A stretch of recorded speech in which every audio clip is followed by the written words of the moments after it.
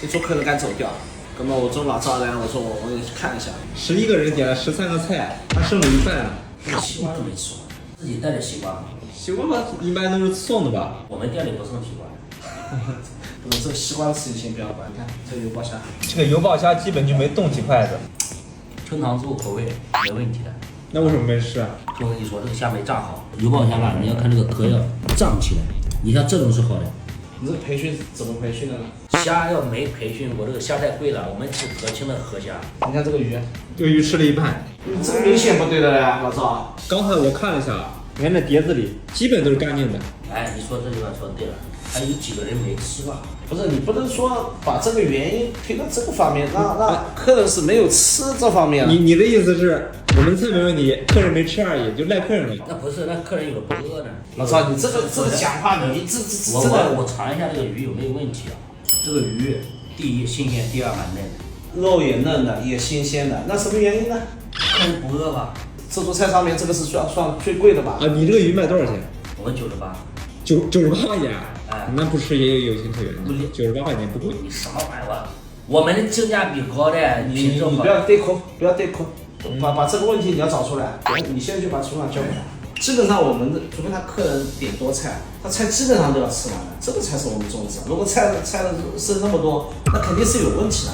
Hello， 赵总厨刚才说这个菜口味没问题，也没蒸老，为什么没吃呢？你看到底是怎么回事？客人不要吃，你肯定是鱼没弄好了。你这个我跟你说，老板，这个问题就怪前厅，这个汤都没有了，为什么上面不加汤？我觉得他虾干都没吃。这个虾干85块钱，你看虾干没吃，虾没吃，这个没吃，说明他不喜欢吃。那这个呢？这个牛肉就不好，牛肉炒得太碎了。那这个我不替厨长说话。你可以不上来你必须都是要有要求。那你看卤鸭，那一个腿都没吃。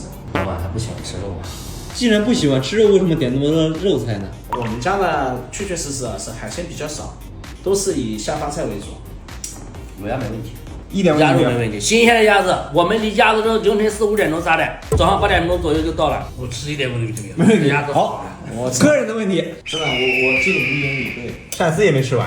大哥，人家是文明人，靠什么饭都吃到见底吗？你要吃完了盘子要舔干净吗？那叫吃完吗？这个我最希望看到的就是个光盘。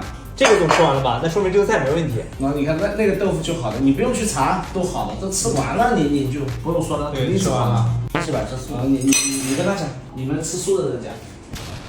生气了，老郭啊，这个河虾是没烧好，你看上来是什么样子？